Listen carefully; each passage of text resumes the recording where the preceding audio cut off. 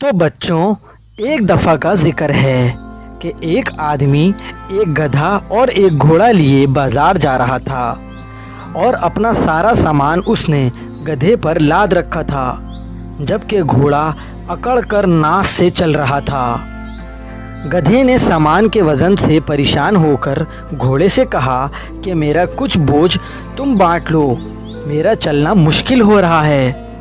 گھوڑے نے منہ پھیر کر بڑے غرور سے جواب دیا، میں کیوں لوں؟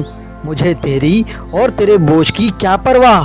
خبردار جو پھر کبھی مجھ سے بوجھ بانٹنے کو کہا تو۔ گدھا بیچارہ یہ سن کر خاموش ہو گیا اور چپ چاپ چلنے لگا۔ ابھی وہ لوگ تھوڑی ہی دور گئے تھے کہ گدھا تھک کر گر پڑا۔ یہ دیکھ کر مالک نے گدھے کا سارا بوجھ اتار کر گھوڑے کی پیٹھ پر لاد دیا۔ گھوڑے کو غرور کی حقیقت معلوم ہو گئی۔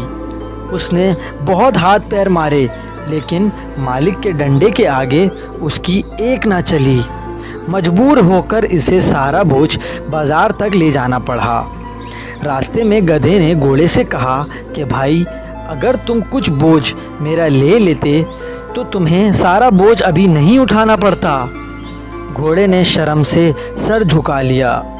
تو بچوں، ہم نے اس کہانی سے سیکھا کہ اگر آج ہم کسی کے کام آئیں گے تو کل ہمارے بھی کوئی کام آئے گا۔